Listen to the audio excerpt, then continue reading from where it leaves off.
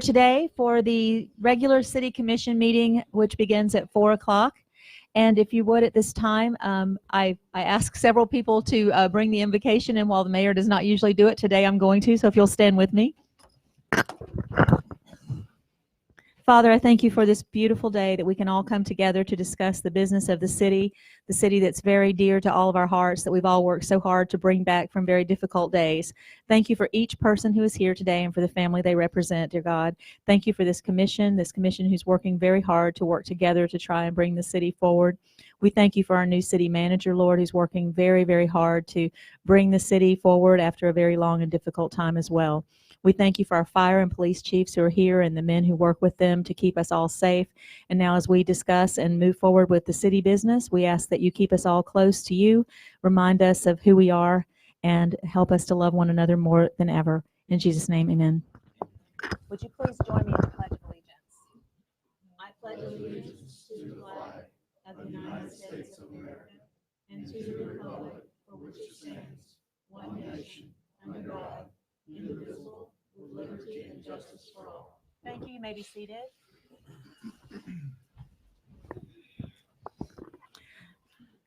Item number 3 is the mayor's report. I've had a request from the city manager that we delete item number 15 from today's agenda and pick it up at the next meeting because of some issues with timing and other items. So if I could have a motion for deleting that item and moving it to the next meeting. So moved. Second. There's been a motion and a second. Any discussion from the board? There appears to be none. Any from the public? Ms. Gaynor, would you please call the roll? Commissioner Russell, Yes. Commissioner Perno, Yes. Commissioner Aldridge, Yes. Commissioner Tender, yes, Mayor Anderson. Yes. And I have one other item. I would like to request that I be able to move the mayor's report to the last item on today's agenda if there's no objection to that, and I'll explain why when we get there if that's permissible. Thank you. Do you need a motion for that, Mayor? Yes, I do. So moved. Second. There's a motion and a second. Thank you very much. Is there any discussion or objection? Any from the public? Ms. Gaynor, would you please call the roll? Commissioner Russell, Yes. Commissioner Tender, Yes. Commissioner Perno, Yes. Commissioner Aldridge, Yes. Mayor Anderson. Yes, thank you so much. Moving to item number 4, which is the commissioner's report. I'll start with Commissioner Perno this week. Thank you. Thank you, Mayor. Not much to report other than I attended the TPO meeting last week. As I thought, it was going to be somewhat controversial, and it turned out to be a great compromise between the city of Panama City and the Florida DOT.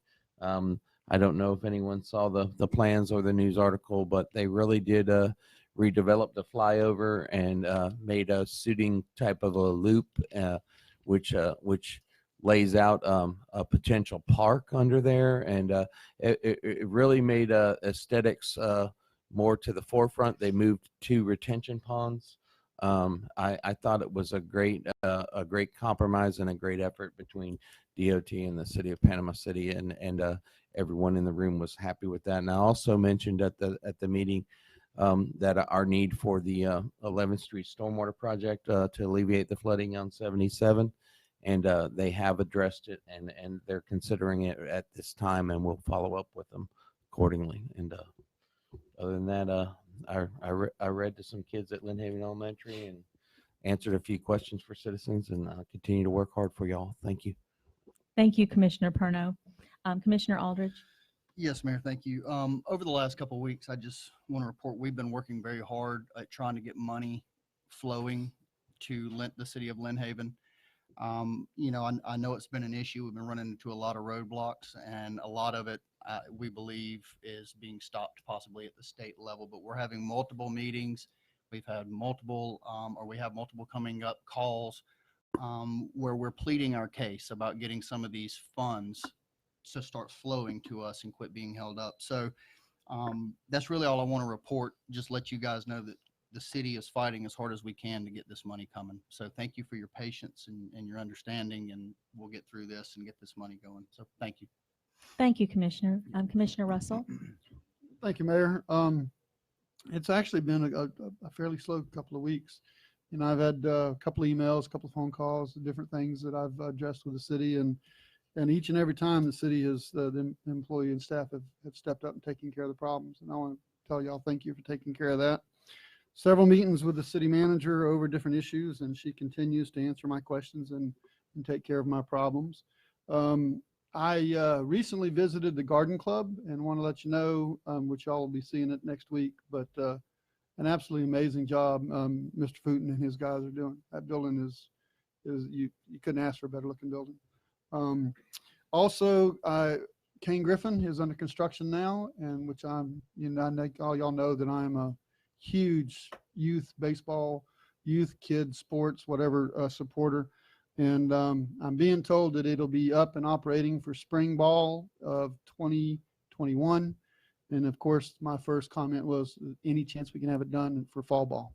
And I will continue to push them. I don't think it's going to happen, but don't think I'm not going to stand there and keep pushing to try to get it, completed. And then lastly, I attended the last code enforcement hearing that the city had. And I got to tell you, the code staff are doing a really, really good job. And I was very impressed with our magistrate. He's very fair, very understanding, listening. But he also knows we've got a job to do. And I think he's doing a great job. Other than that, I'm here to help any way I can. So you know how to get a hold of me. Thank you, Mayor. Thank you, Commissioner Russell. Commissioner Tender? Thank you, Mayor.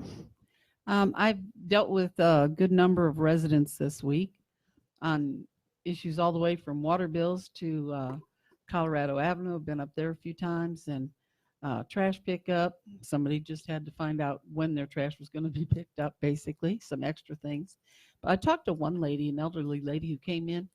She has just rebuilt her home. She has a mother-in-law's quarter behind her, which has also been rebuilt.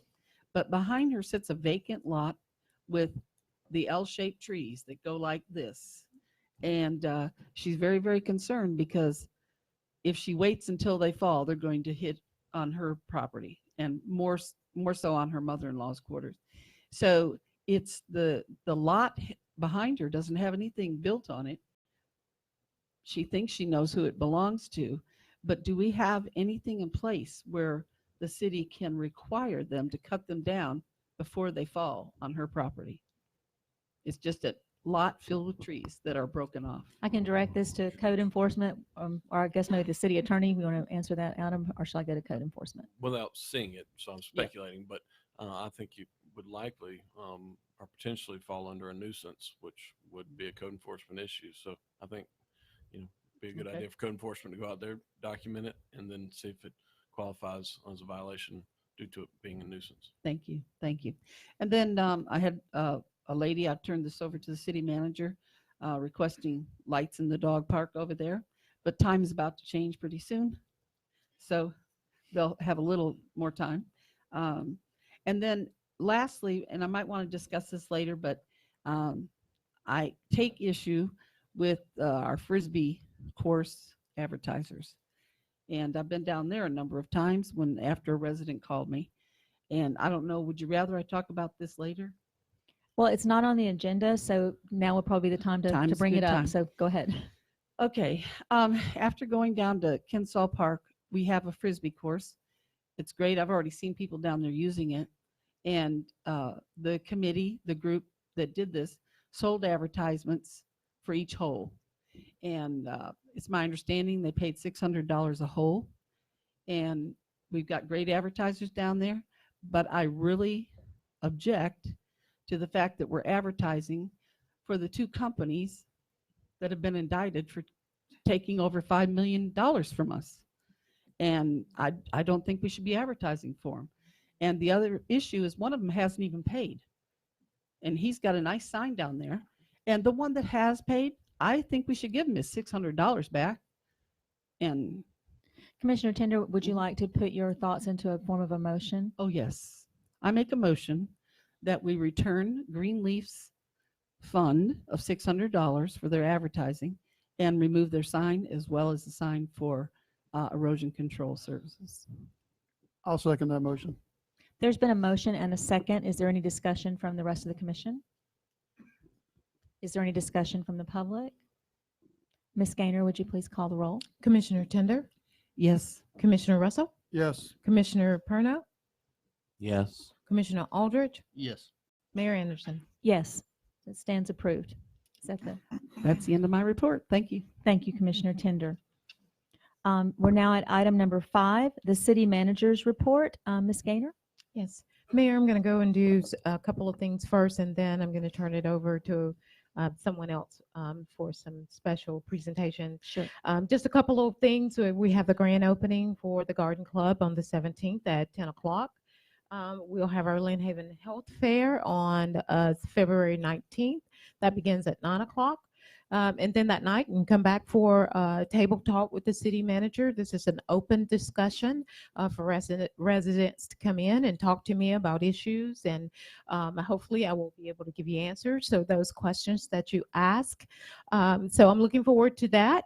We did meet with Congressman Dunn's office along with Commissioner Aldridge about our reimbursements. We feel very confident that we are going to receive those. Matter of fact, we do know that we will be receiving hopefully the $7.2 million because we know that that's been obligated very, very soon. But the process is very, very slow. That's our problem, is that there's a holdup somewhere at the state. But we're pretty confident about that. The other thing that I wanted to bring to the commission's attention, and I did mention this in the workshop, but I'll mention it again to the residents. We had originally put out an ad for the stormwater to maybe look at stormwater being a non-avalorem assessment. And because of the legal description that has never been done for the city, it's going to take a little bit longer than our public hearing that is scheduled for the 25th. We are going to have to hold off on that. So there will not be a public hearing on the 25th, but there will be our commission meeting. So I wanted to just update the residents on that. I did meet with a potential business owner along with some staff about coming to Lynn Haven and setting up shop there. And I think it's going to be a great business if we can make it happen.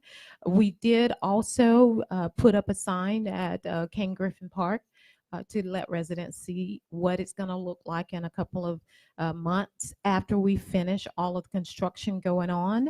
We are constantly meeting with some of the firms that we've chosen as those design firms for the rebuild of the city. So we're very excited about that, and met with commissioners and mayor and residents and staff.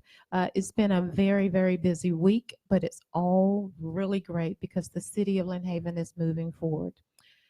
Mayor, now that I would ask that Mark Branstetter come up front and present to the commission and the rest of the folks Employee of the Month. I am proud to give the Employee of the Month to Jacob Thompson. He is a utility. He was hired as a utility water treatment plant trainee. He's gone, worked hard, got his license recently, and now he's ready to go, got his license. He also was a big factor for us during the hurricane. We had to operate the water plants without any controls, so he has spent many hours watching numbers move at the water plants over there. So I'm really proud that we give him the Employee of the Month.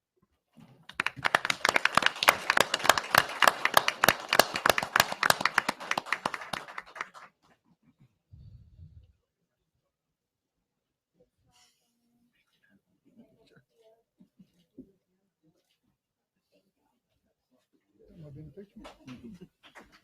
Afraid someone's gonna recognize you? Next, ask that our Police Chief Ricky Ramey come forward.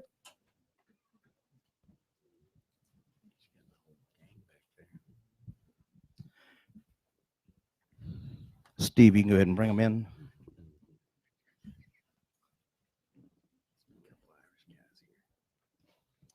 We have 3 swear-ins of new officers. All 3 come from local sister agencies. Jamie Jackson, Victoria Smith, and Annette Goodwin. Pinning them will be Lieutenant Enfinger, Sergeant Shell, and Annette's husband, who works for the Department of Corrections. And thank you for being here. If you will, raise your right hand. I do solemnly swear and affirm that I will support and protect and defend the Constitution and the government of the United States and the state of Florida, that I am duly qualified to hold office under the Constitution of the state, and that I will well and faithfully perform the duties of a Lynn Haven police officer on which I am about to enter, so help me God. Congratulations.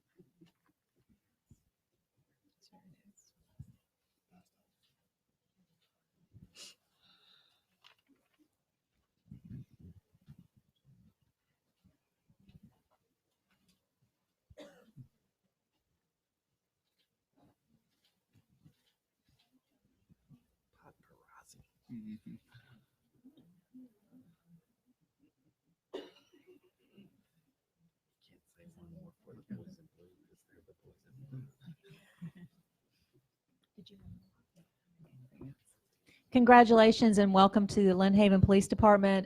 We believe, the finest police department anywhere, and we're so glad to have all of you. Item number 6 is the city attorney's report. Thank you, Mayor. Just briefly, in the next few days, I will be disseminating another draft of the food truck ordinance, hopefully capturing the comments that was provided, the request from the commission. So be looking for that. That should be being submitted to y'all for review in anticipation of our next meeting. Thank you so much.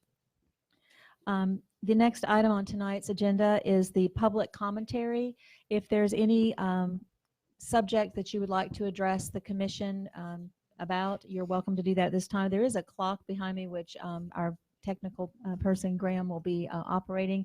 We ask that you try and limit your comments to about 3 minutes to allow everyone ample time to speak. And you will also have an opportunity as the meeting progresses. If there's an actual item on the agenda that you would like to make a comment about, you'll be welcome a second time if there's something that you need to say. So at this time, I would open the floor to the public for any comments that you might have. Mrs. Walker?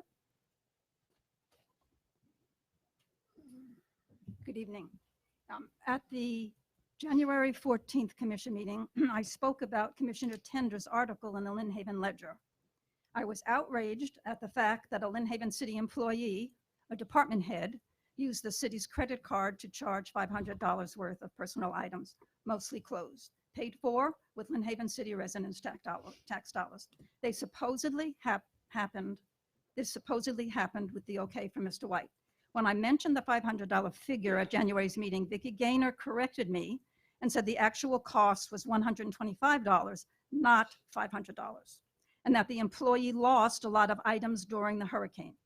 I'm assuming that most of the city's employees lost a lot of items during the storm: homes, cars, shed, household belongings, and clothes. And yes, most went back to work. Since there was conflicting information regarding, excuse me, I'm nervous up here. It's okay, go ahead. The correct information, the correct amount of the Lynn Haven residents' tax dollars spent on personal items, $500 versus $120 to $5. And since I was interested to see what other departments were charging to their individual city credit cards, I decided to check for myself. So I spent a couple hours sitting here in this room going through the city's credit card files for approximately a 6-month period, and could find no evidence that another department head took advantage of the city's credit card for their own personal use in the aftermath of Hurricane Michael. I did not have access to Mr. White's credit cards, but I did find out how Commissioner Tender came up with the $500 amount that she quoted in the Lynn Haven Ledger. Sorry. Yeah, take your time. The department head in question made 2 purchases. One for $125.64 charge at Ross Dress for Less, with the PO request signed by the department head in question, and also by the purchasing manager, no Michael White signature or initials.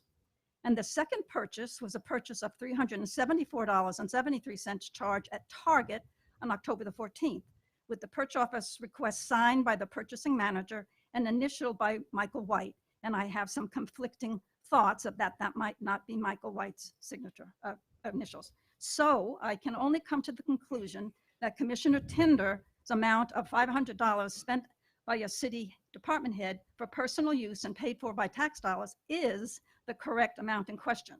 The amount may seem trivial to some, but as a Lynn Haven resident, I resent my tax dollars being used in this manner.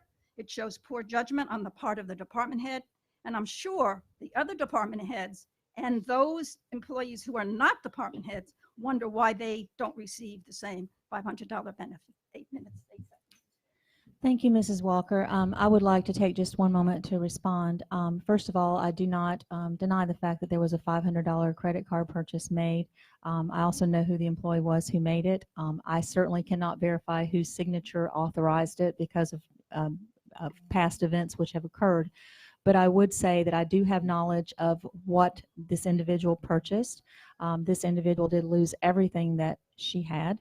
And a portion of that, the $125, to the best of my knowledge, was used for very minimal clothing. If you try to buy any amount of clothing, you would know that would probably be 1 or possibly 2 outfits. The remainder of the credit card expense, when I asked what was explained to me, and I do recall seeing these items, we were all in one building trying to serve the people of Lynn Haven. And this same employee, I believe, to my best of my knowledge, went to Target and bought bags of underwear, socks, deodorant, soap, wipes, things that our employees who were trying to serve the people could use. While some people had supplies and their homes were not destroyed, there were others who did not. I make no apologies for those who we are certain took advantage in many ways in the positions that they were in.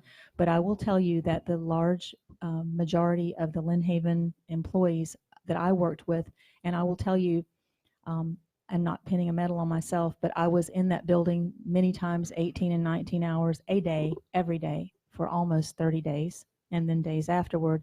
And I watched each one of these people leave their families, leave their homes, and spend the same number of hours.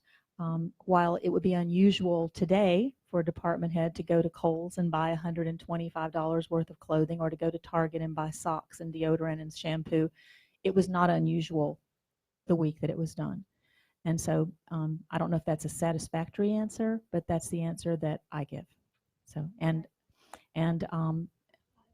if you want to discuss it further, or if someone else wants to give their time to you, if you have another question you'd like to ask, but I've got someone else who'd like to speak at this time.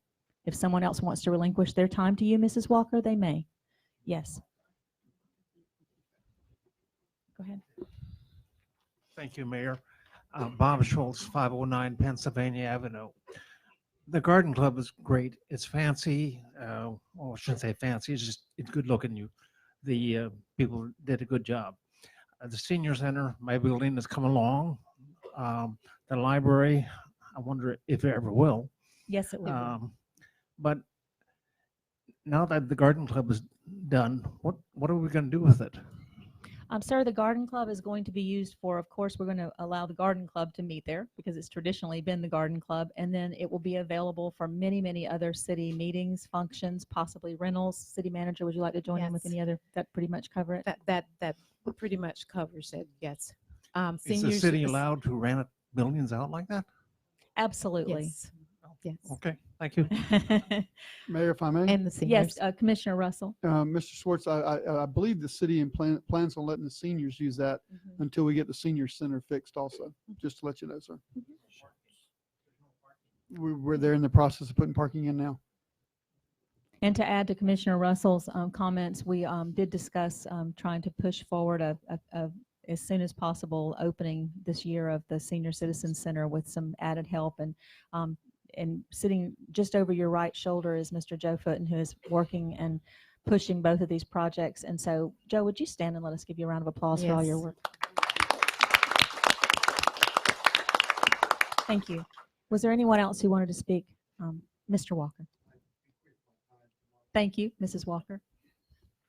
Yes, the main point I was trying to make with that Vicky said it was $500. Excuse me. Vicky said it was 125, and Judy said it was 500. I think there's a difference there. Well, And go ahead, and what I heard Mrs. Gaynor say was that 125 of it were spent on the employees' clothing, and the remainder of that amount of 500 was spent to buy purchase items for others. Was that correct? That's Okay, exactly go ahead, correct. Mrs. Walker. yeah, she did say that, but on the $374.73 target charge, there was men and women's clothing, unmentionables, sneakers, jeans, and 6 or 7 toiletry items. Then that's very nice of that person to share those 6 or 7 toiletry items with the rest of the employees. But Mr. White spent $5,000 on toiletry.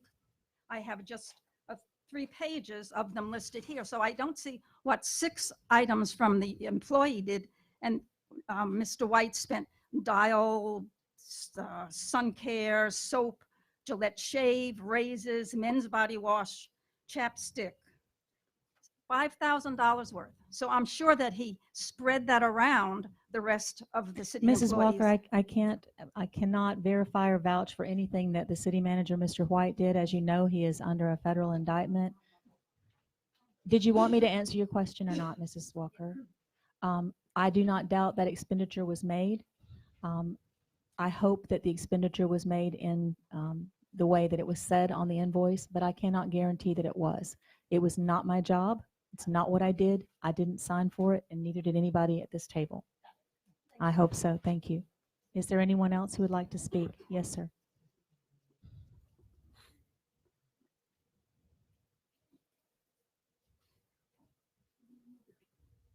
Say your name, I guess, Sammy Day.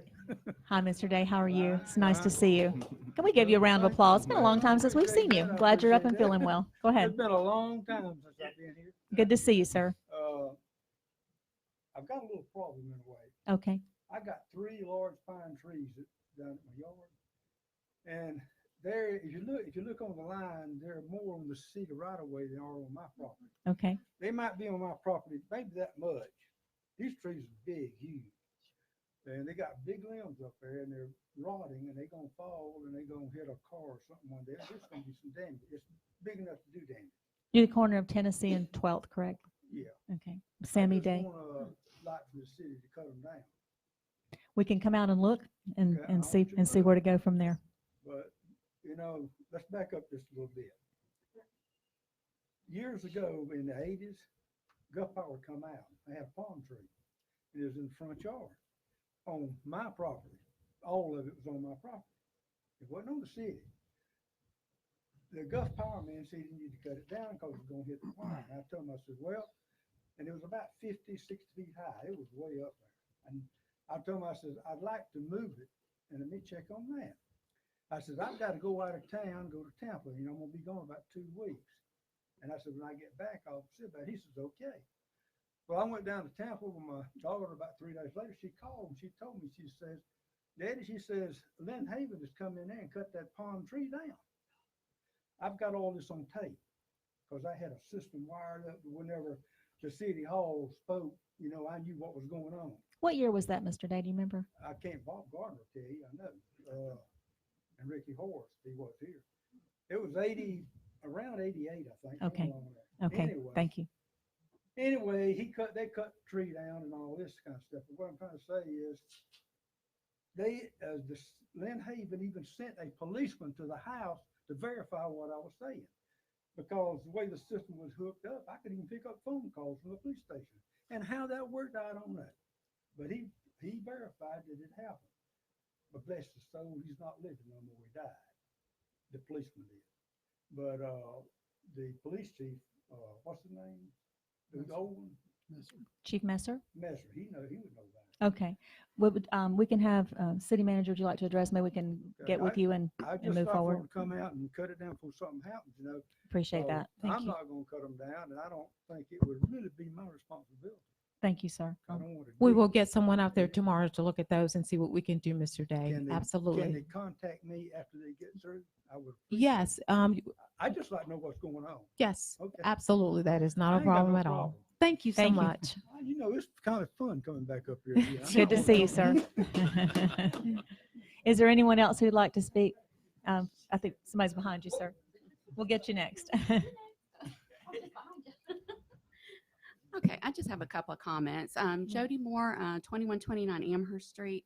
One comment I would like to make, I was kind of asking, I'm not here at the 9 o'clock commission meetings, and I don't think a whole lot of other people are. I would really like for the commission to reconsider that. We meet at 4, and if you meet at 6 o'clock, that allows people who work to come to the meetings, which is kind of, I think we kind of did that before, and it seemed to work pretty well. Like I said, I think it's poorly attended at 9 o'clock, and I would really like for you guys to reconsider that so people will actually come and see the business of what the city is doing. Now, I understand that people do listen at home, and I've heard people, say that they listen at home. But, when you're at home, you can't make comments, like you can when you're actually here. So please reconsider that. And I know I've talked to a couple of people already and said, me personally, I run late all the time. So I like the 6 o'clock time, just myself. And one other comment I'd like to make, especially after the last meeting. Now, I'm very active in the city of Lynn Haven, and my address is Lynn Haven, but I actually live in the county, living in College Point. But what you all do here affects me, and there's so much building going on right now. And I get that. I know that you guys have to weigh, revenue, what the city needs, housing for people. But, we have lots that we used to have bigger lot sizes. And of course, that's gone down. And when you look at adding this many houses and this many apartments, you're really looking at quality of life. I do work part-time, and every Wednesday I have a morning meeting I have to go to. And I have to be there at 8:30. So when I leave, you would not believe, when I come out of my neighborhood, I got to go out to 389. I got to go to Transmitter. I got to go to 231. Then I got to go up 19. I mean, it's this route I have to take just to avoid all the traffic. So when I understand maybe 390 getting widened is going to help with things, but I just think, but then you're adding so many houses. So I'd really like for you guys to really think about what you're doing. You guys live here too. So when you're looking at quality of life issues, I know that's really important for all of us. I mean, you're really looking at adding so many people, and the traffic is already so crazy because of the schools. And I'm glad people want to come and live in Lynn Haven, but, I just really think the lot sizes are just, it's getting out of hand when you put, 4 houses on a lot that used to hold 1 house, maybe 2. And also finally, and I guess you guys can, I'm sorry, I'm adding so many things. I'd like to know, understand that there's a local restaurant. I know, I got 20 You're seconds. good. Go ahead. I'm just checking. There's a local restaurant that has had to paint over the mural. Then I've enjoyed it. So I would really like for someone to explain the ordinance behind that, why they can't have the mural on their building, because that's advertising for the building. So, okay, and I will sit down and let you guys address these things. Thank you so much. I can hit the first one for you. The 6 o'clock meeting time was something that actually in 2015 that I ran for mayor on and pushed very hard, and so I'm still in favor of that. This commission had a different idea. I'm not sure who voted which way or whatever, but you can contact them individually, but that's where I stood on it, still stand on it. I think we need it at that time. As far as the growth and progress with lots, and everything has been approved by the planning board, by the building department, all of that's pretty much by I'm trying to think of the word order. The development orders are those orders which decide that, and I think that others have voiced the same opinion. And also, I wanted to point out, I really appreciate the fact that when you said that you're not technically a Lynn Haven resident, a lot of people are under the impression that in a public meeting like this that you have to be a resident, but actually by Florida statute, you can speak in any public meeting and you do not even have to identify yourself. That's what the law says, even though some public bodies do not conduct it that way. So anyway, welcome and thank you for your input. And then the final thing about the signage, I think there will probably be discussion with the commission on that ordinance. It is in place, and I do want to speak up for my, I use the possessive my police chief because I feel that way about him, because since the storm, has been my police chief, and I really respect him, and he's taken over code enforcement, and he's doing a really good job at it. He's asked his officers to enforce the ordinances, which they have. I thought that was a terrible ordinance, but they're just doing what they're supposed to do. So I anticipate that this commission is probably going to look at that, because Florida Avenue is a little different than the other areas anyway. Their setbacks are different, their signage is different. And Chief, did you want to address that at all, or I know we're going to look at it. I mean, he just basically had his men to address the ordinance as they were written. So hopefully we can do something about that. Is there anyone else who'd like to Mayor, speak? Yes. Can, go- can oh, I, of course you can can. I just Of address course you this a can. little bit? One of the things about the code enforcement people that came out, I can tell you they're spectacular. They were so polite, and they did come to my restaurant. They are so polite, and we sat down, had a little food, we discussed it. They gave me the ordinance, and I explained to them that the reason I got into politics in Lynn Haven to begin with was over a signed ordinance. And that was the very first year, I think. And so basically the ordinance currently reads, you can have a mural on the side of your building, but it cannot have words that tell you what's inside, and it cannot have the name of your restaurant. So like all things, this has turned out to be a very positive thing for us. We have added to the mural. It now is covering the entire wall, and I'm putting motivational sayings on it that will remind us all of this time. And so I really thank them for coming out, because it's going to turn out to be a positive. But thank you. Anyone else?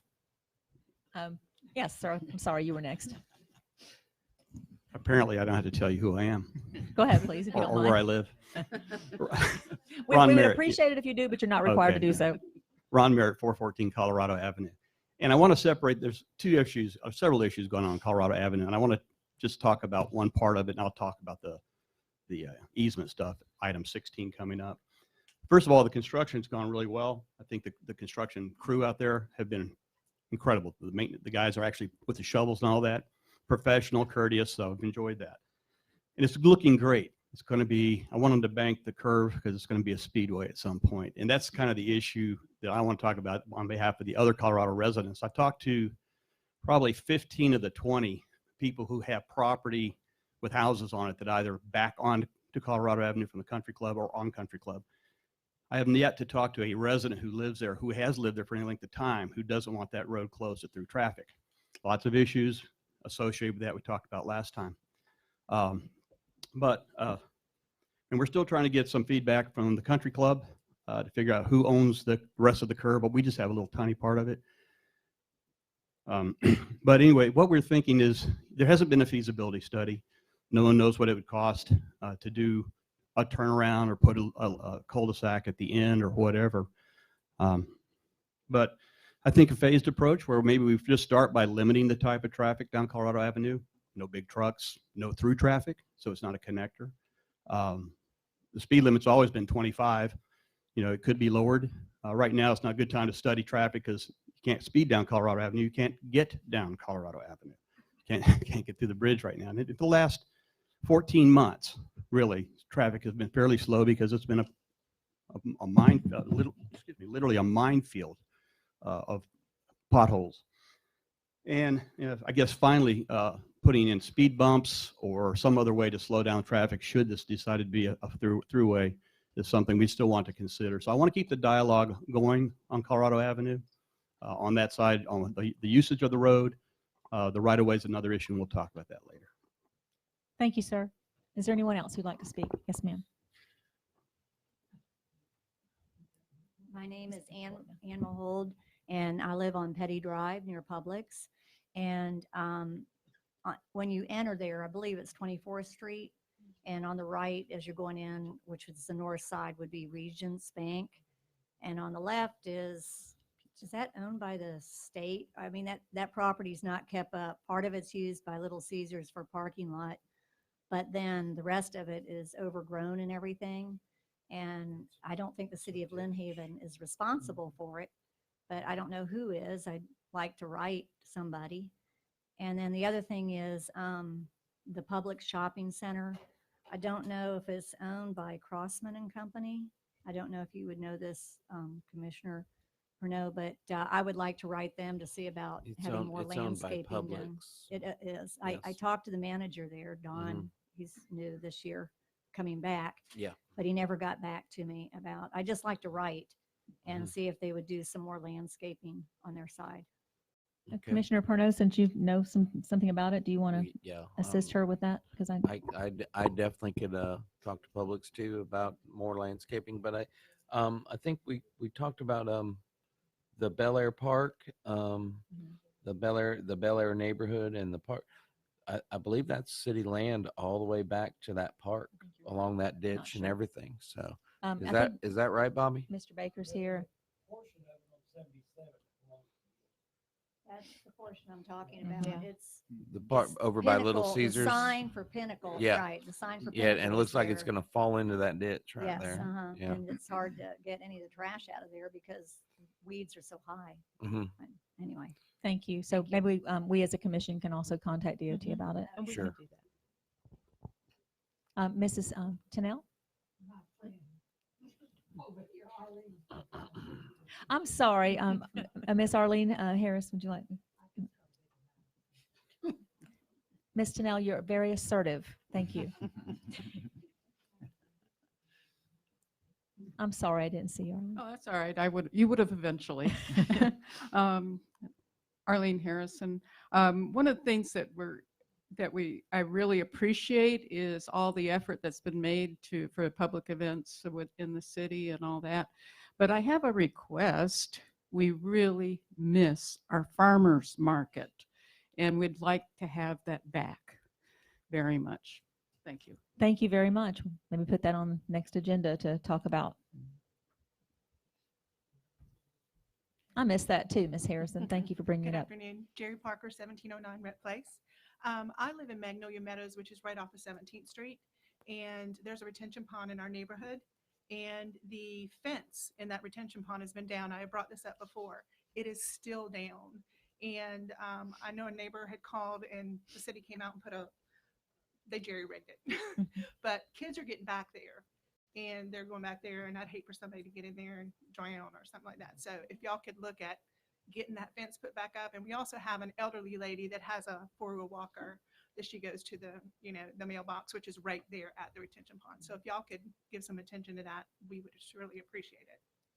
Thank you for Thank bringing you. that to our attention. Is there anyone else who'd like to speak today? Thank you so much. We'll move on to item number 8 and 9, which are both on the consent agenda, the minutes for the January 28th regular meeting, and number 9, the appointment of applicant Steve Summers to the General Employee Pension Board. Is there a motion for approval of these items? So moved. Second. There's been a motion and a second. Is there any discussion of either of the items from the commission? Any from the public? There appears to be none. Mrs. Gaynor, would you call the roll, please? Commissioner Russell, Yes. Commissioner Perno, Yes. Commissioner Aldridge, Yes. Commissioner Tinder, Yes. Mayor Anderson. Yes, and so the consent agenda is approved. There is no old business, new business, item number 10. And I see people standing in the back. There are chairs in the front. You're welcome to come in. You're not disturbing anyone. Item number 10, first reading of ordinance number 1089 regarding the city manager's vesting period. There'll be no action required by the commission. This is a first reading. Mrs. Gaynor, could you read ordinance 1089? An ordinance of the City Commission of Lynn Haven, Florida, amending Article 5, Section 5-174, providing for a 5-year vesting period for Vicky L. Gaynor, providing for repealer, codification, and severability, and providing for an effective date. Thank you. There is no action required. Is there any question or discussion from the commission? And there appears to be none. Any from the public? Oh, sorry. I'm Commissioner sorry. Tender, go ahead. I'm sorry. I just wanted to say that I would like us to consider this, and I would like to look at some alternatives possibly to enhance your outcome, city manager, rather than cost the pension fund. And we're talking what I consider a fair amount of money, more than the value of a brand new vehicle, to vest in 5 years. And I just want us to look into possibly an alternative to that fact. And the other thing that I wanted to ask about was the original, because I feel like it's probably appropriate for us to re-sign her entire contract, because the original contract under section 10 has a new paragraph added to it that was not in the original of the contract. So I would also like for us to consider that. I could ask you, but I assume you put it in there. Yes, it was part of the signed contract that we have on file, at least the one that I signed, is the full and complete contract. And that Okay. was before the commission on January 14th, or the date of that Okay. meeting. I don't want to argue or anything, but I'll tell you, the copy I have here from January 14th does not have that paragraph in it. It's not on here. I could pull it up right now. So I'm just saying, if it's something, I would just like us to look at it to make sure that we're doing everything properly. Because the one we approved that day did not have that paragraph in it. It has appeared. Which paragraph are we referring to? At the end It's of a section paragraph 10. in 10, which was emailed to each individual commissioner on the Monday before the meeting, or maybe it was Tuesday with the meeting. It was a late edition that was negotiated between Commissioner Aldridge and Ms. Gaynor. It was provided to the commission on that Tuesday. It was discussed in the public meeting. I'm not sure what else we can do at this point. Okay. Is there any further discussion?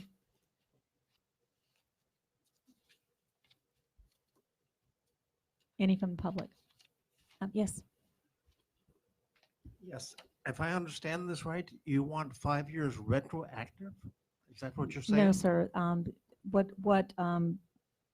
I want a disclaimer as well. Generally, the mayor is the person who negotiates the contract with the city manager, but this commission, on the day that they decided that, asked that Commissioner Aldridge do that. So I did not have anything to do with this contract as far as how it was negotiated. But part of the contract that was negotiated included that Mrs. Gaynor would be vested in the city retirement center system after 5 years rather than 10. And that's what we're discussing, but not a retroactive payment. Is there any further discussion? Yes, sir. My name's Mitch Hood, and I am an employee of the city. Okay. And I have a problem with the 5-year vesting. Okay. You know, I have to pay in for 10 years. And it's not fair that someone else can do it in 5 years, changing it just for one. You know, when there's other options for the city manager to opt out of this plan. You know, and if y'all do this, if y'all do decide to go ahead and pass this, I want you to also change the other thing where I can opt out if I would like to. Thank you for. I mean, what's good for one is good for the other. May I speak to that, Mayor? Yeah, absolutely. Go Since ahead, since Commissioner I Aldridge. negotiated the contract, I would like to speak to Sir, that. Commissioner Aldridge is going to address your comments. Yeah, the fairness, I've heard that a few times, that it's not fair. The fairness was applied in that you could have applied for city manager, or anybody else could have applied for city manager that wanted to apply. It's just like with the Atlanta Braves or the Atlanta Falcons or the New York Yankees. If you have the person that's cleaning the seats after the game is an employee of the Braves organization, just like Chipper Jones is when he's playing third base. But you negotiate Chipper Jones' contract, right? You don't negotiate the guy that's cleaning the seats, even though they're part of the team, right? So it's not a fairness thing. The fairness comes in that in America, we all have the opportunity to go apply for jobs. We all have that freedom to go do whatever we want to do in this life. But it doesn't mean that you can limit someone else because you feel that it isn't fair. I just don't see it that way. I mean, I'm go ahead. Go ahead. Yeah, you can respond. Well, when Ms. Gaynor hired on originally, she signed the same paper that I did that said you will be vested in 10 years. Right. And so she's still an employee of the city. So how has Right. that changed now? Because her contract is negotiated. No one else in the cities is. I got you. All right. No one else's is. It's the same with the CEO in a company. Theirs is negotiated. So. Mr. Walker. Rich Walker, 1106 in Michigan. I understand that you're separating the city manager negotiated contract. What did the petition, the retirement committee lawyer say about this? The retirement lawyer, what did he say? Mr. Aldridge. Could you be more Excuse me, Mr. specific? Albritton. When you say what did he I say? believe this about was what taken part? up with the retirement group, and these gentlemen here met, and there was an attorney that represents that for the city. I And was those there, I'm people- aware, but can you Oh. be specific as to what he addressed a number of topics? I mean, Did he address this topic and make a decision that this was in favor of their rules and regulations? He's provided an opinion that it is ultimately the commission's authority as the legislative body to approve or disapprove the ordinance that is before them today. Obviously, it's not for approval or disapproval for 2 days, so to speak, but it's Right. ultimately their authority. I've got it in writing from him as well. Yeah, I just want to know what he decided. It was his opinion, right? That this commission can adopt or not adopt the ordinance, but that's within their purview as the commission. All I want to do is make a point that was brought up to their group that's in charge of their retirement. Yes, sir. Yeah, they have their own council. And they discussed it, right? Yes, sir. Thank you. Yes, sir. Is there anyone else? No, yes, sir. Ron Merritt, Colorado Avenue.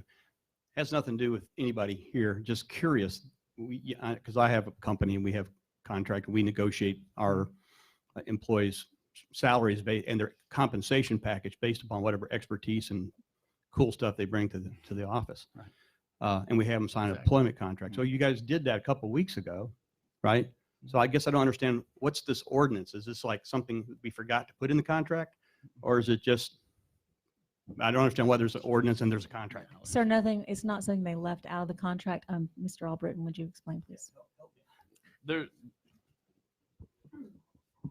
commission, when you're making changes to the general pension fund, there are certain processes you have to go through, and the commission couldn't just change it unilaterally by the signing of a contract. So part of our code of ordinances requires that if you're changing the general pension fund, it be done by an ordinance. And if you look at the paragraph, the city acknowledged the city manager's request to change the vesting period and promised in good faith to consider an ordinance. And that's where we're at right now. And today is the first reading. There's no vote or anything. It's just a reading. Is there anyone else who would like to speak? Yes, ma'am. Hi, I'm Kay Carter, and I sit on the general pension plan. So I was at the meeting that you're referring to, and there is, Commissioner Tender, there is an option for her to opt out. She knew that when you're hired, you get a summary plan description. It says 10 years, you invest in 10 years. The previous city manager didn't want to be on the plan, so he opted out. So they give him a percentage of his salary, and he puts it in his private 401k. Ms. Gaynor has that option to do that. The board, the trustees, it's our interest for all the retirees, past, present, and future, to look out for our plan. So we had strongly suggested that the commission not do this change from 10 years to 5 years for one person, one employee, the city manager. It's unlikely or unusual for most cities to do that. It's very rare. And if they do, for the city manager, they might have a separate plan for somebody like that, or the upper management, as you might say. But it would cost the city money, the plan money, if you did that. And then if you did it for one, like Mitch says, do it for all, that would cost the city a lot of money and the board a lot of money. How much So money for just the one? It was Do you know? $7,000. So $7,000 a year? I believe it's in the report, in the minutes to the meeting. No. Mayor. Well, yes. Okay, Sorry. were you finished, Ms. Carter, with what you No. wanted? Okay, I'll You, go ahead and let you finish and then comment. And you're age 55 when you can retire, or you go in the drop when you're 55. I don't know how old Ms. Gaynor is, but is it going to be, if you do this, is it going to be from the time she started as an employee or city manager? That was my question. This ordinance is on a first reading today, and so that question will be one for the attorney. So, Because April should be here 3 years, and if she's age 55. excuse me? So April should be here 3 years, this April, right, Mrs. Gaynor? Please don't address Ms. Gaynor. You're addressing the Okay, commissioner. sorry. Anyway, I'm just saying that based on her age, if you go by when she was first employed, who's to say in 2 years she could retire, draw a full retirement for the rest of her life, and that will definitely impact the board, the fund. And the other, and again, I was not the person who negotiated this contract, but in defense of Mrs. Gaynor's position, it is different I'm not saying whether I agree or disagree, but her position is very different from yours in that if 3 members of this commission tomorrow decided that we don't like her, Well, I know. or she can lose her job. And so as the attorney pointed out, and as Commissioner Aldridge pointed out, her contract is negotiated. That doesn't mean that anyone else's contract would be negotiated the same way. I will tell you quite honestly, and no offense to anyone on this board, including Mrs. Gaynor, if I had been negotiating the contract as I have in the past, I would have negotiated her salary at a much higher salary. She's the lowest paid city manager for the second largest city. That's how I would have handled it. But I didn't have that opportunity. And so this is what's before us now. I have not made my decision about it yet, but at the same point, I respect your position on the retirement board. I respect your opinions. I respect the other opinions. But in the hiring, firing, negotiating of the contract of the CEO, CFO of the city of Lynn Haven, that's the charter, is she's in charge of the city. That is up to this commission and no one else. That's who holds the responsibility. And so we appreciate the comments that have been made, but at the same point, today is a first reading. The comments, I'm sure, are being taken into account by every member of the commission with interest and with an open ear and an open heart. And so we appreciate you stepping up. And one thing I would say as mayor, and I want to share this with every other member of the board, I appreciate the fact that employees have actually come today to stand up and address the board, because in the past I think there was feelings of trepidation or fear to address the commission. So I think that there's a big step today, knowing that you can come and voice your opinion and there will be no retribution. So I'm glad that you came and spoke. Thank you. And Mayor, if I may. Yes, go ahead, Commissioner Russell. I just want to point out that and correct me if I'm wrong with the numbers, but I'm understanding that the initial cost is $7,700 and it'll be $1,500 per year. According to the actuary, the total cost of doing this to the pension board, come on phone, behave. Of course, hold on just a second now, I've got to unlock it again, is only, and I say only, I mean, it's still a significant amount of money. It's $13,134. So if the pension board is concerned about the $13,000, the simple fix is to have the city pay for it. Have the city write a check for $13,134 to the pension board to cover that money. That way the pension board's not out any money and we can move forward with this issue. Right. That would be my suggestion. And Mayor, if I could speak to this. Please go ahead, Commissioner Thank you. Aldridge. Since I was involved, implementing. And I meant no disrespect to your decision. I was just saying I would have done it differently. No. This is a discussion. I don't get my feelings involved. Perfect. And when I negotiated this contract, I didn't have feelings involved. It was all in my head. Okay, it was all logic. I didn't. And so one of the deciding factors there is I thought, well, how does this affect anybody else? I did think about that. I really did. I said, how does this affect anybody else? And when you take how someone may feel out, okay, I'm talking about real effects. I can't find one. I can't find where her retirement will affect anybody eating or sleeping or spending time with their family or going to work or doing anything else other than I don't like it, And to me, that is a subjective reason. That is not an objective reason, because we could go around this room and everybody probably say something differently about it. So I just want to put that out there as well. This was not any sort of emotionally driven, contract. It was not to hurt anyone, to slant anyone, to do any of that. It's trying to protect our city manager. And there was some give on her end. So we understand this. It was give and take on both sides.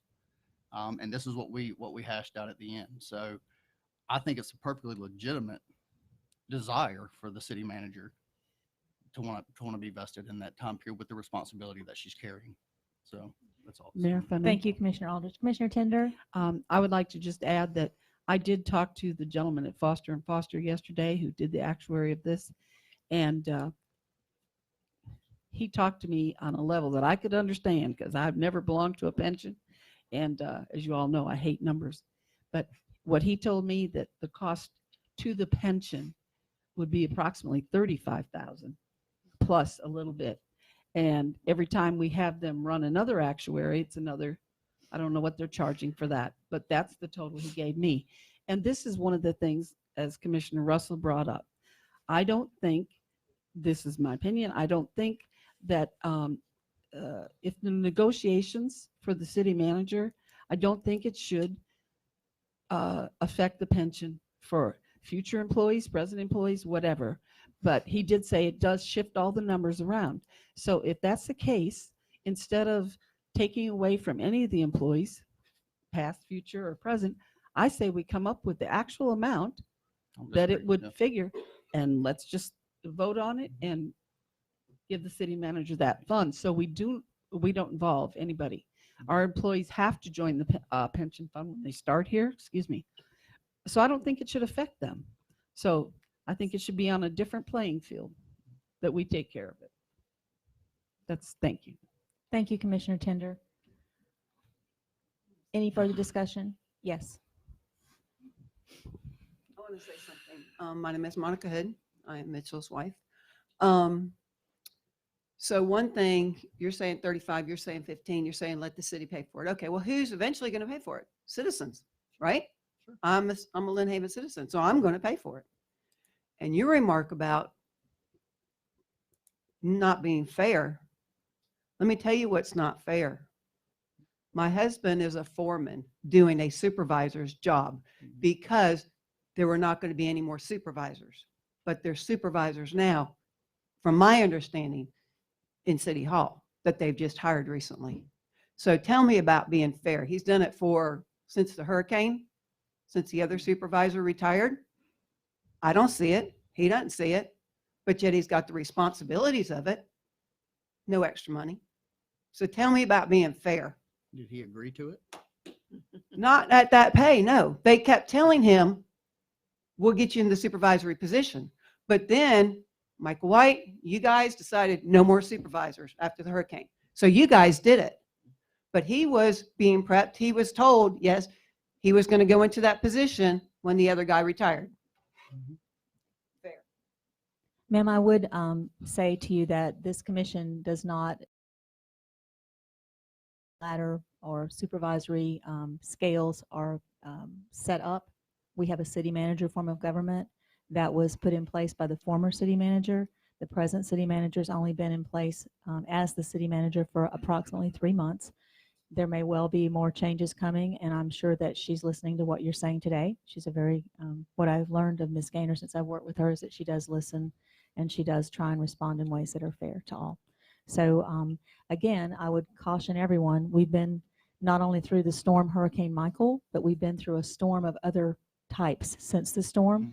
And it's going to take the city a while to recover from it. And I think that everyone's going to try to be as fair and equitable as can't get the word out, equitable as they can as we move along. That's not easy to hear when you're the person that's being affected. And hopefully there'll be things done to make everyone feel that they're being treated fairly as we move along. Is there anyone else who'd like to speak? Yes, ma'am.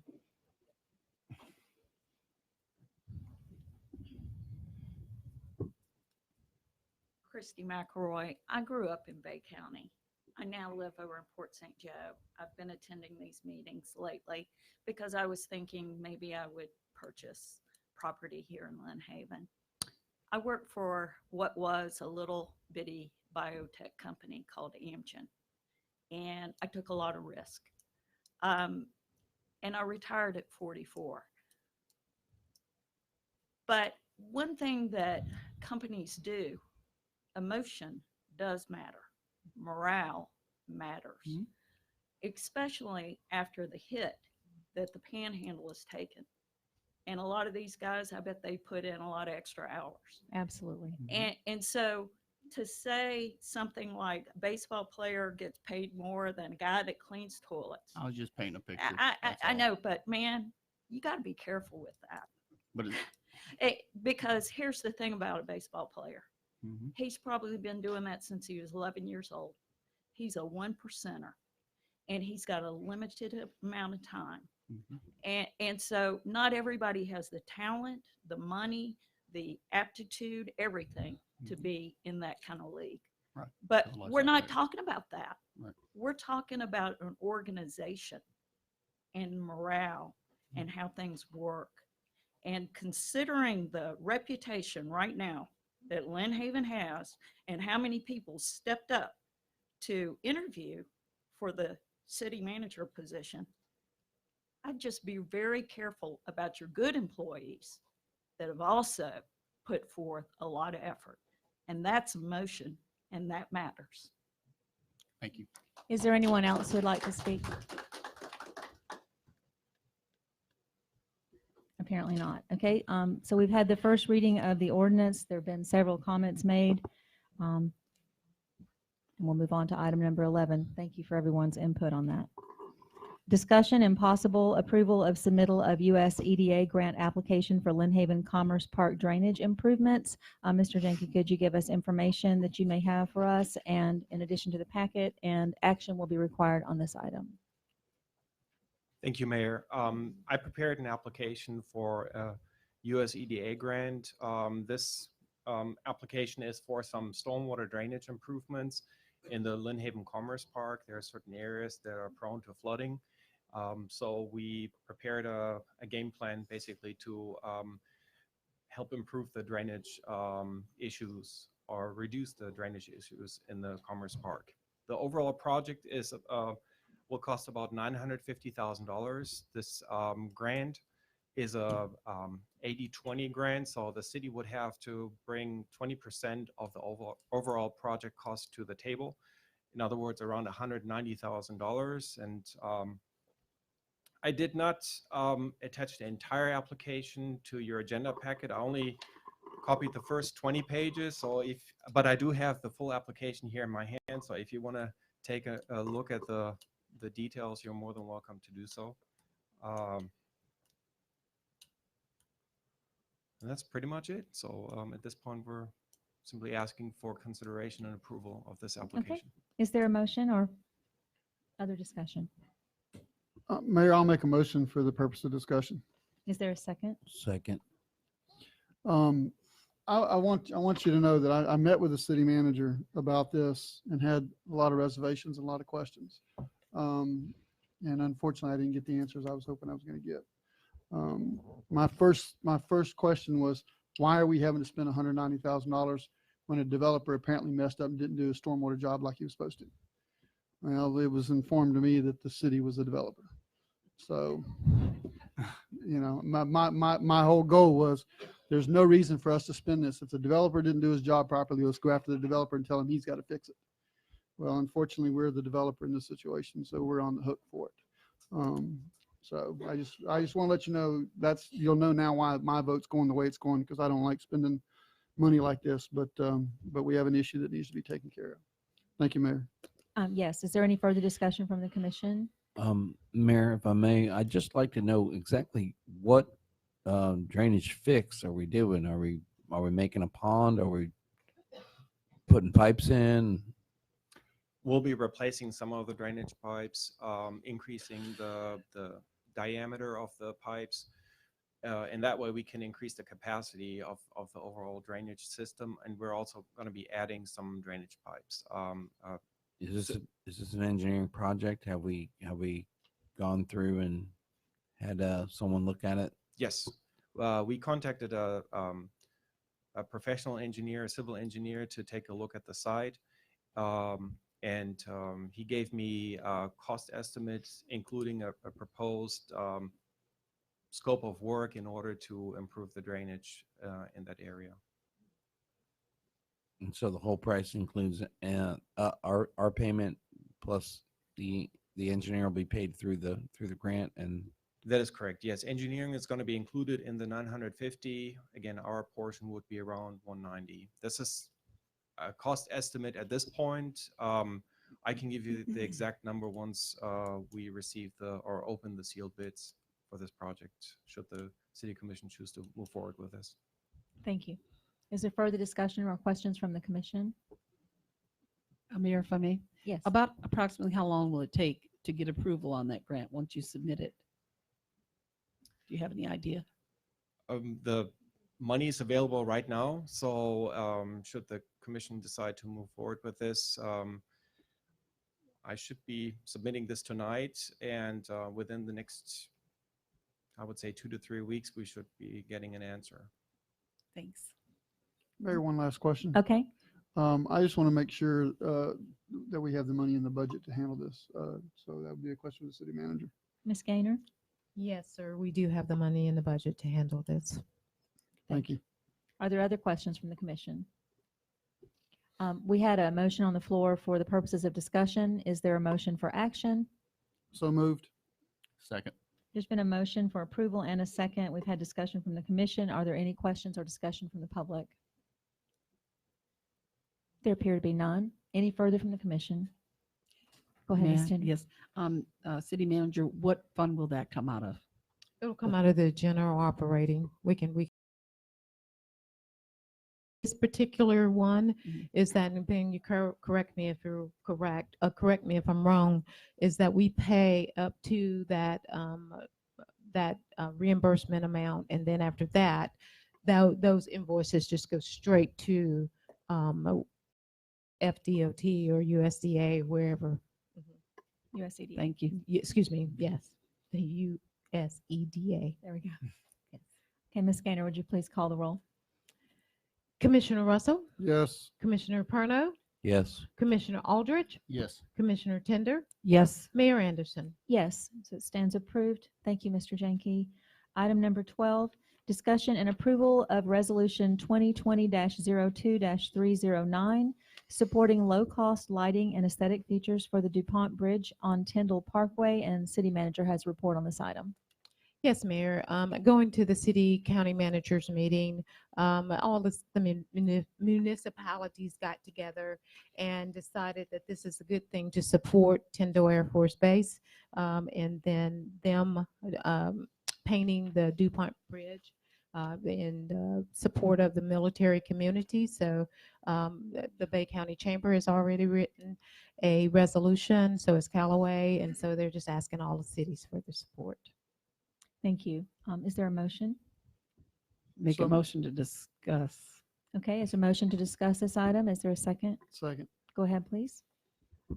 Commissioner Tender? Okay, I have a couple of questions. Number one, how much support are they looking for financially? None. Zero? That They costs just us want our nothing. emotional Yes, that's support? all. We're just saying we support the military community. Of course. Would we like to amend the first motion? We had a motion for discussion. Yes, let's make a motion. I'll make a motion that we vote on this, obviously, that we support them with our emotions. Is there a second? Second. There's a motion and a second. Is there any further discussion from the commission? Appears to be none. Any from the public? Appears to be none. Ms. Gaynor, would you please call the roll? Commissioner Tender, Absolutely, yes. Commissioner Russell, Yes. Commissioner Perno, Yes. Commissioner Aldrich, Yes. Mayor Anderson. Yes, so it stands approved. We deleted item number 15 from this agenda. It will be on the next agenda, possibly. Item 16 is the discussion. Item 13. Oh, I was on the next page. I do apologize for that. My page slipped down. Item number 13. We've been here since 12 o'clock meeting, so I do apologize for that slip. Discussion and approval of resolution number 2020-02-310 to amend section 4.04 of the City of Lynn Haven's purchasing policy. City manager has a report for us on that. Yes, ma'am. I'm Thank going to you. ask Kiki Roman if she'll come up, our new deputy finance director. Thank you and welcome to Lynn Haven. We're glad to have you. I'm thrilled to death to be here. Mayor, commissioners, city manager, I bring to you for your consideration this resolution, which will amend our current purchasing policy. And what we're trying to do is make sure that the city manager has the ability to make purchases up to $10,000 in the case of a stated emergency per our purchasing policy. And that should that occurrence happen, the budget manager would bring these purchases to my attention, and then I would report them directly to you. Questions? I have one. So we're talking just in the state of emergency? Yes, ma'am. What is it now? What does she have authorization? There's to wording purchase? in the It's in the agenda. packet. Oh, okay. It's just Is been it a dollar reworded. figure? A dollar It's a figure? dollar figure. It's $10,000. It does not reference the state of emergency. Oh, okay. Thank you. And Mayor, if I just add to that, Yes. currently in the policy, it states that the city manager can spend up to $10,000 without any bid.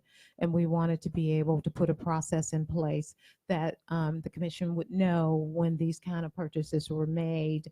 And also this is somewhat of a finding that we had. So one of the things we're doing right now is cleaning up a lot of the findings and making sure we put processes in place forever to take care of the city.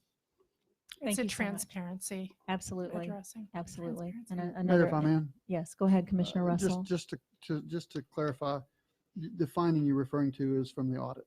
Yes, yes, Okay. sir. It is from the Okay. audit that was done last year that we did not have a lot of time to try to pull all those findings together and get them done. And so we're working on them after being appointed city manager. We've been working on those. So you're exactly right. It's from last year. Thank you. Thank you very much. Is there a motion? So moved. Second. There's been a motion and a second. Is there any further discussion from the commission? Is there any from the public? Ms. Gaynor, would you please call the roll? Madam Mayor, if we could have Ms. Gaynor read the resolution. Thank you so much. I overlooked that. I apologize. A resolution of the City of Lynn Haven, Florida, amending Section 4.06 of the Lynn Haven Purchasing Procedural Guide, providing for the reporting of certain emergency expenditures to the City Commission and providing for an immediate effective date. Thank you. So there's been a motion and yes, there has been a motion and a second. Is there any further discussion? None. Any from the public? Now, Ms. Gaynor, would you please call the roll?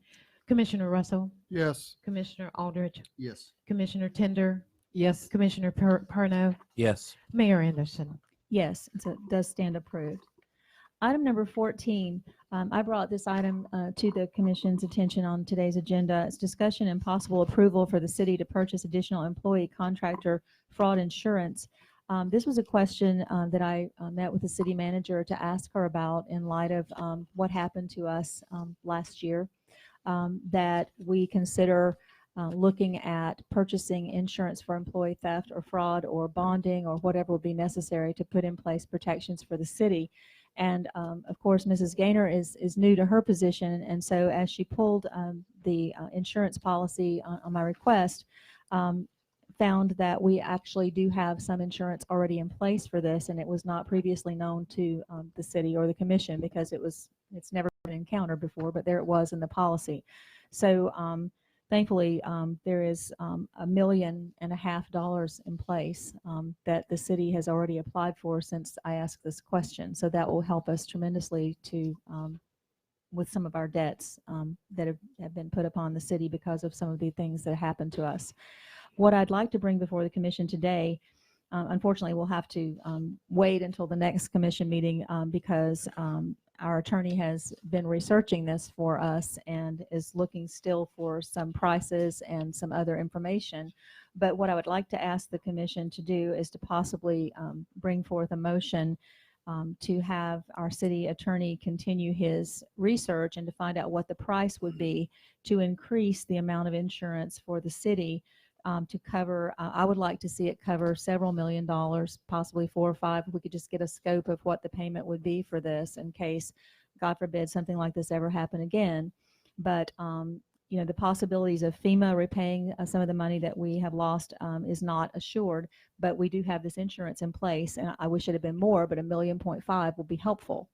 And so I'm asking the commission to give approval for the city to purchase additional employee contractor fraud insurance if the amount that is brought back to the commission at the next meeting would be suitable, or possibly a motion just to table it into the next meeting until we have this information. We'd hope to have it today, but it's not here yet. I would make that motion, Mayor. Make a motion that the city attorney go ahead and get us prices and for different amounts of insurance, and then discuss it at the possibly vote on it the next meeting. Second. There's been a motion and a second. Are there any questions from the commission or further discussion? Mayor, yes, if I may. Go ahead. I want to commend you for thinking of that. Mm-hmm. I mean, Thank you. that's $1.5 million saved to the city, and I really appreciate you thinking of that and following through with it. Thank you so much. I appreciate that. I love to take credit for things, but unfortunately, I can't take credit for this. As mayor, many things come up that are unforeseen, areas that I don't have expertise in, and not only now, but during the storm, before the storm, and when I first became mayor, I rely on the advice and the expertise of many people. And this came to me from someone outside the city, outside the purview, but a very good friend suggested this to me, and I'm very grateful because we discovered this. So thank you to the friend. At this time, I would move on to item number 6.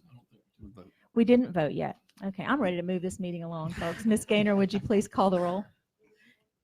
It was.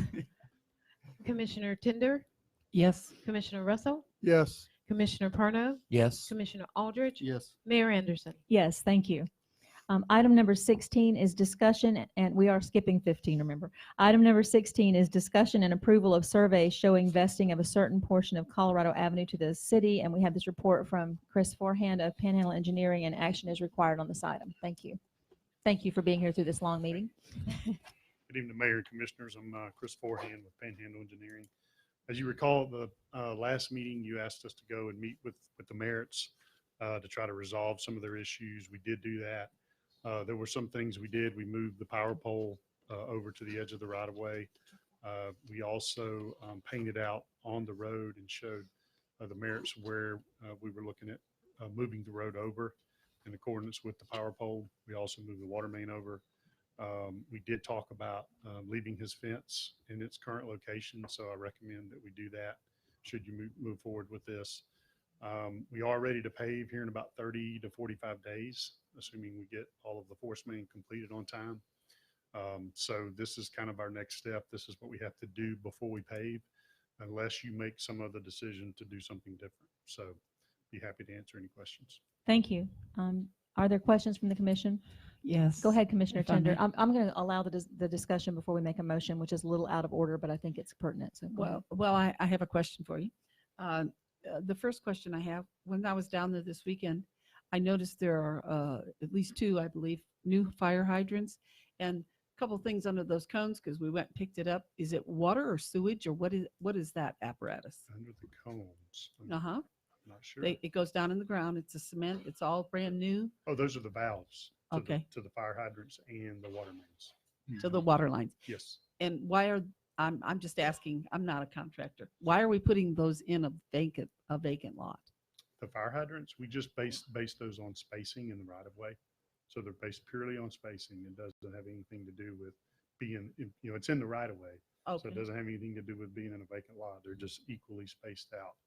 So that we They can weren't have- there before when there were golf carts Some there? of that area didn't even have fire hydrants. Oh, okay. Oh, so that's just a new kind of thing. Okay. Yes. Are there other questions? Go ahead, One more. Commissioner Tender. And I hope I'm not stealing your question, Mr. Merritt, but I discussed this with Mr. Merritt the other day. If the city takes that maintenance easement, am I correct in saying Mr. Merritt still owns that property? Correct. But we're just taking a maintenance easement from Correct. that property. Correct. So my question to you and possibly to our city attorney is what happens if some sweet little lady is walking her dog and falls in the middle of the street, which is technically Mr. Merritt's property? Who is liable for that insurance? Or if they have an accident on Mr. Merritt's part of the street? If I could address your first question to Mr. Forehand was, and we keep using the term easement. This road, Colorado Avenue, okay, has been maintained by the city. Right. Whether we want to put dead ends or no throughs or speed bumps or whatever, that's a separate topic. But talking about the road itself has been maintained, as far as I know, for more than 4 years by the city. Florida statute presumes that road to belong to the city and the ancillary areas off of that road that we maintain. What we have before us and in the agenda packet is a survey showing a small pie piece of the property, which Florida law doesn't require the signing of that survey for the property to be ours, but it creates a presumption under the statute. The entirety of the road, and I believe Ms. Gaynor has the original signed by Mayor Kelly, or former Mayor Kelly, tried, I believe their intent from looking at, tried to encapsulate the whole road. and they failed and missed this little pipe piece. But at the end of the day, that road, I think it would be hard for anyone to contend based off of this criteria set forth in statute, does not belong to the city of Lynn Haven. We've maintained that road for more than 5 years. That's our road. So that's issue number one. Now to your question, if somebody fell on the road, that road, based off of my analysis, belongs to the city of Lynn Haven. And if there's any liability to be had, then that would be our responsibility. Now, I don't know, I'm not saying anybody that falls automatically the city's liable on every road or anything like that, but that's our road. So if we do something improper, we're responsible. Okay. So, okay, thanks. I'll live. Long way to answer, but I wanted to point out that we're talking, not talking an easement, but the road's ours anyways by statute. This just creates a unrebuttable presumption. And if Mr. Merritt were to sell his property, would he also be selling that maintenance, that half of the street? No, ma'am. So he no longer owns the street. I don't believe he owns the street right now, based off my legal analysis. Okay, thank you. Are there other questions from the commission? We'll ask for public commentary in just a moment, okay? Are there other questions? Is there a motion? Mayor, I guess I should have said, when you said you have a question, I don't If you have a question, go ahead. I don't have a question, I have a statement. Comment? So, Okay, go ahead. yes, ma'am. While I understand Mr. Merritt's issues, and I understand that that there's property tax issues, there's ownership issues, that has been a road for as long as I can remember. I did not grow up in Lynn Haven, but I've lived in Bay County my whole life. I don't feel like we can close that road. I understand the people on Colorado, some of them would like it closed, but I'm concerned about the egress from the country club through that road. That being said, there are ways to stop the traffic. And I think we will, task the police chief with making sure that it's taken care of.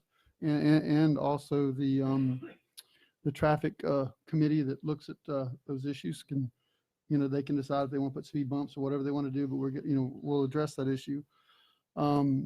So that being said, I understand the property tax issue, and that's my problem. That's my hang up is this gentleman's paying property taxes on property that he will not have use of. So saying that, I would like to make a motion, if the commission would so inclined to listen. I'd like to make a motion that we move forward with a maintenance claim, so that the city can move forward with the road. But I would also like to address the city manager to have an appraisal done to determine what the price of the value of the road would be, so the commission can make the decision whether we want to pay Mr. Merritt for it or not. At the same time, I would like the city to research how many maintenance claims we have to make sure we're not opening a door that's going to end up costing the city more than we can afford. That's the motion I'd like to make, Mayor. Thank you. There's been a motion on the floor. Is there a second? Second. So there's a motion and a second. Is there any further discussion of the motion? Is there any comment or discussion from the public? Mr. Merritt, go ahead.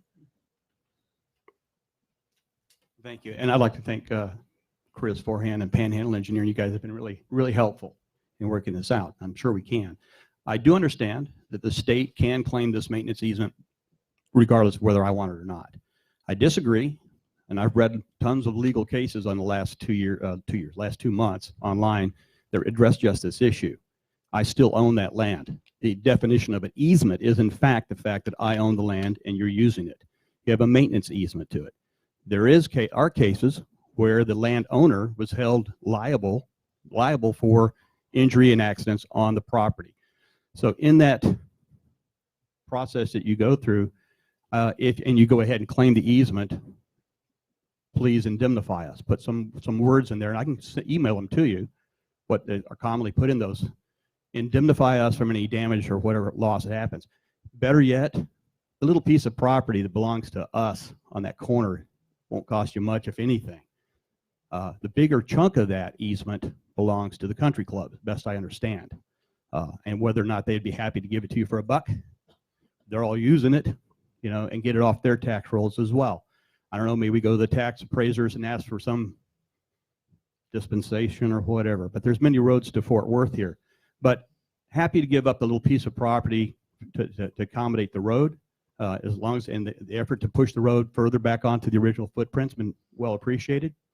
But again, it's not even an issue really, because it acts as an easement if it's a dead end or not through traffic. That's what easements typically are. People getting access to property down at the end of a street, they have to cross somebody else's property. That's an easement. A maintenance easement simply lets the city grade the road or pave it periodically, but you don't own it. We still own it until you buy it.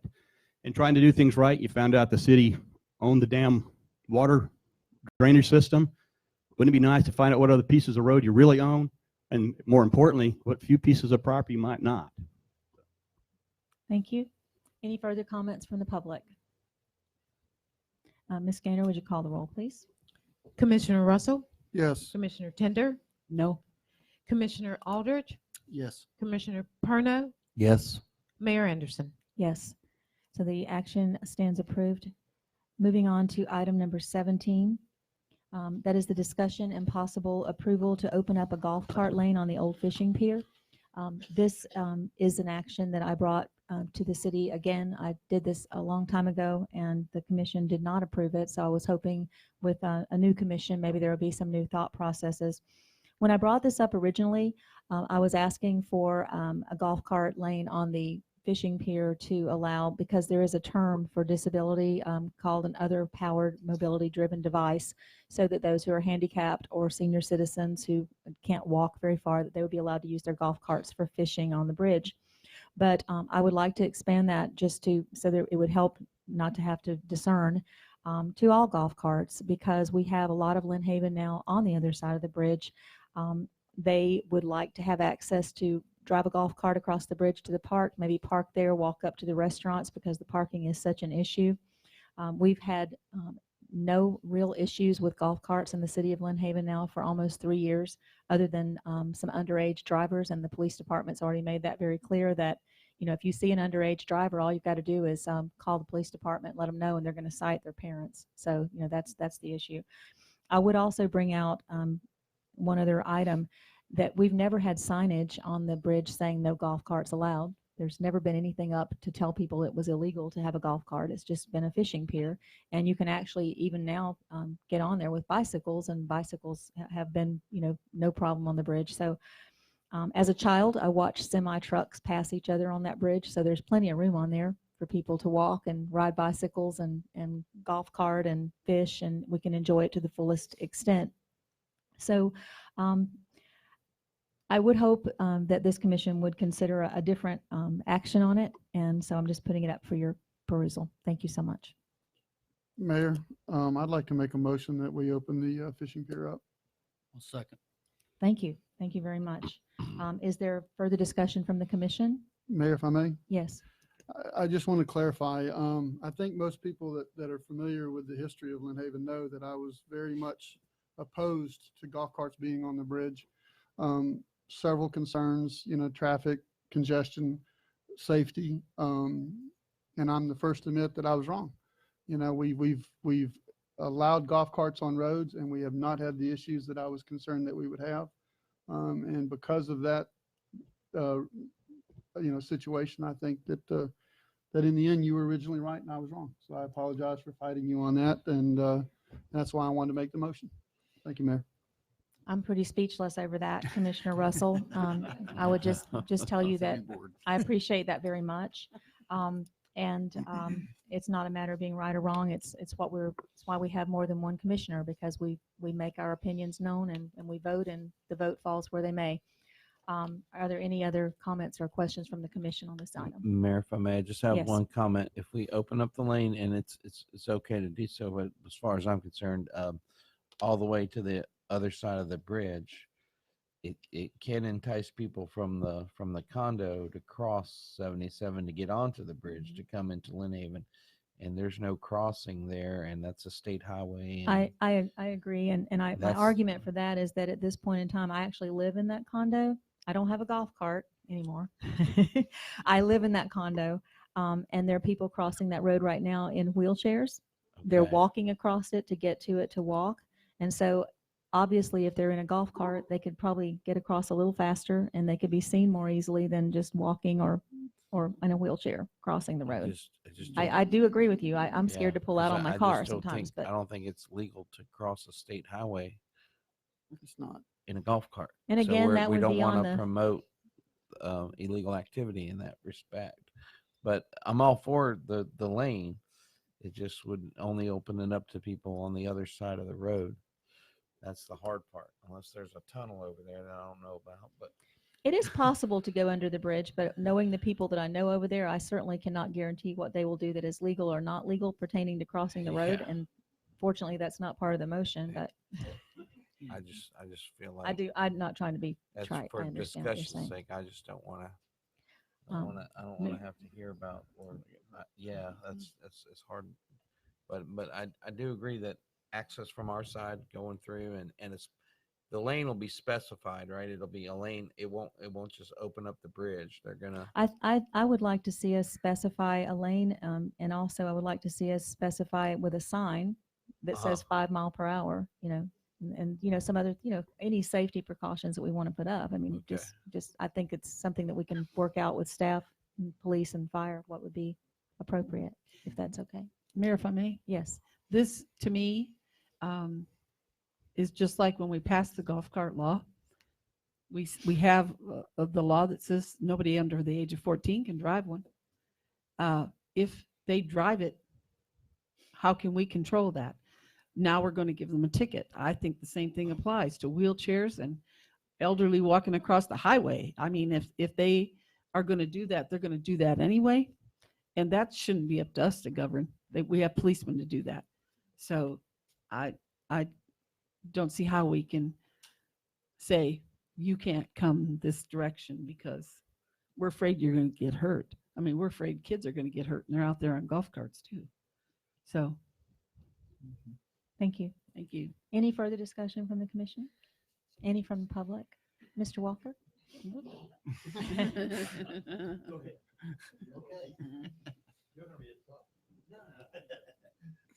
Rich Walker, 1106 Michigan Avenue. I started with this a long time ago with Mr. Lynch about golf carts in Lynn Haven. And I was told by the state troopers that we don't control them. Mr. Lynch controlled them. So we got golf carts. The agreement between the state of Florida and Lynn Haven says use of the property. The lessee is hereby authorized to operate public fishing pier to be used exclusively for passive recreational activities. You're now declaring without a plan, there's no plan here whatsoever. Without a plan, you're declaring a golf cart as a recreational vehicle. Okay?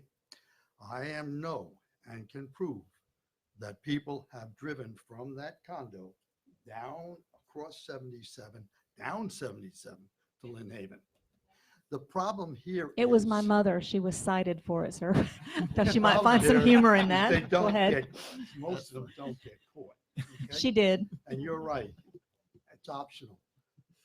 When we first set this up with the golf carts, that road, Seafood Road, was declared non-golf cart friendly. The exit from the community, which you say is a lot of people, is only about 5 houses. It's 2/10 of a mile long, was allowed to drive their golf carts on that 2/10 of a line only. They were not allowed to go on Seafood Drive.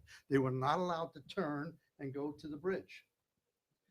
You say there's no motor vehicles allowed on that bridge? Well, there, no sign. Well, there's a gate that prevents maybe a small tank from going on the bridge. The point is this, you do not have a plan. If you make one lane a golf cart friendly lane and they come in from there and they come up and they park, they're occupying 50% of the bridge, preventing anybody else from using that portion.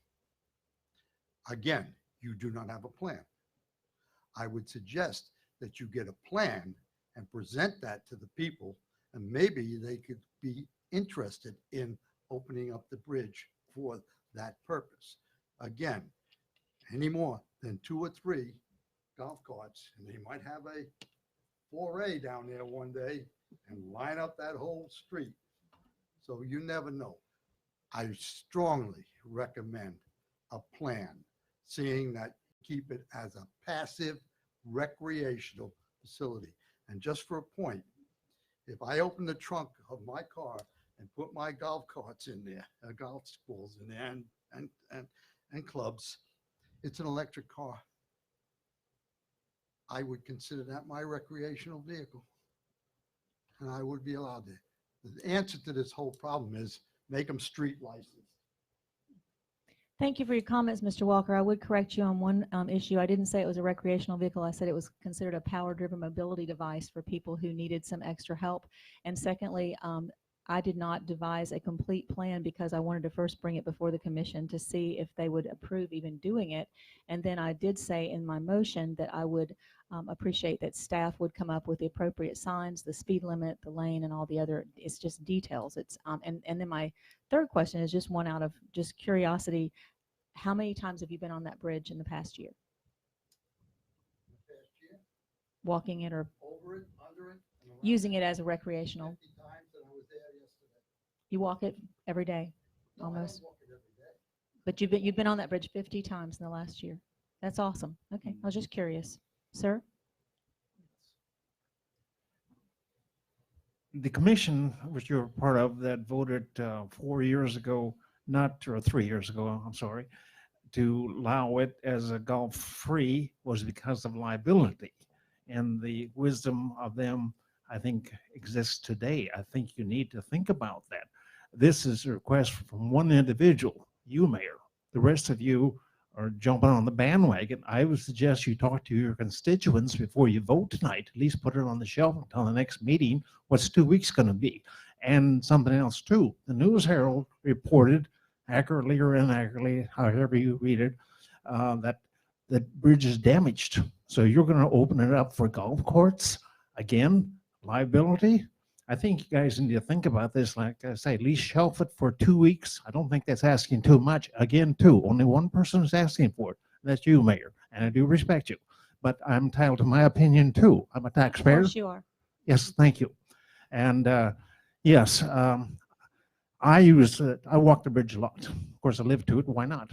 And every day I'm down there. Not every day I go across the bridge, but because again, a liability, because of what Mr. Walker suggested, and because I think 2 weeks to talk to your constituents. And I would like to ask one other question. I know you don't have a golf cart. Do the rest of the commission have golf carts? I'm just curious. Do you guys have golf carts? Mayor, if I may, Go ahead, Commissioner Russell. I do have a golf cart, Good for but you. it's at my mother's house because she's handicapped and can't drive. Okay. So I haven't had it in over a year and a half. Okay, thank you. And if I could speak for just. Commissioner Mayor, Aldridge. I'm sorry. I disagree with that. It's one person. I myself have received multiple calls about this. And I mean, I'm just putting it out there because it's the truth. I've received multiple calls about people wanting to ride to go fishing. Well, that's true. That's very true. I don't disagree with that. I Mayor, believe but- Commissioner Tender, please go ahead. I just wanted to say for the record that I was very much for this when it was originally brought up. And God bless Mr. Strickland. Yes. I think he's looking down. Yes. Because I thought it was wrong that we kept a dying man from fishing because we wouldn't let him take his silly golf cart out there so that he could fish. Thank you, Commissioner. It was Tender. wrong then and still wrong. Mr. Merritt. I think it's a great idea. But add to golf carts, e-bikes, because there's now pedal assist bikes. I have one because I have bad knees. And I was wondering the other day if I could actually ride across a bridge on it. I don't know if you guys would cite me or not, or if you'd even recognize it, an old guy on a little bike. But electric powered bikes, electric pedal assist bikes. It's listed as an other power mobility device. So now add that. Is there anyone else who'd like to comment? Yes, Miss Arlene.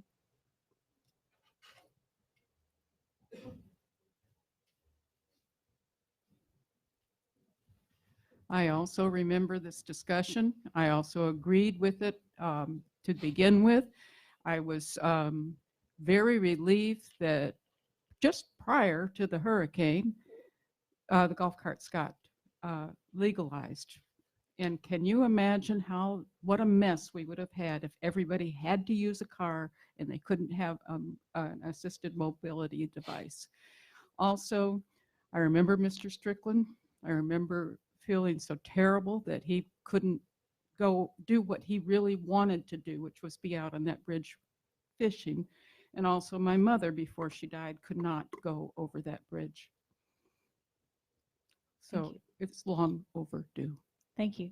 Is there anyone else? Ms. Gaynor, would you please call the roll? Commissioner Russell, Yes. Commissioner Aldrich, Yes. Commissioner Tender, Yes. Commissioner Parno, Yes. Mayor Anderson. Yes. I purposely saved my mayor's report for the end. And I have just one more request to ask of this commission. Sorry I'm emotional. This means very much to this mayor. I don't think I've ever cried as the mayor in front of people. Fred Strickland was my dear friend, and he only wanted to fish on his golf cart. The former commission told Mr. Strickland that he could take his fishing tackle and his fishing pole, and he could do it from his wheelchair. He just wanted to take his grandchildren and all of his equipment out on that bridge. And there's so many more people now who would like to do the same thing. So I want to thank you, Commissioner Russell. I'd like to thank you, Commissioner Aldridge. I'd like to thank this entire table on behalf of every disabled human being in our county and who are sick. And I would like to ask the commission, since you've been this gracious this far, if we could please name that pier the Fred Strickland Pier. Thank you. I'd make the motion to name that pier, Mr. Fred Strickland Pier. Second. Thank you. Is there any discussion from the public? Ms. Gaynor, would you call the roll? Commissioner Aldrich, Yes. Commissioner Tender, Yes. Commissioner Parno, Yes. Commissioner Russell, Yes. Mayor Anderson. Yes. Thank you all so much. What a new and innovative commission we have. God bless you all. Meeting's adjourned.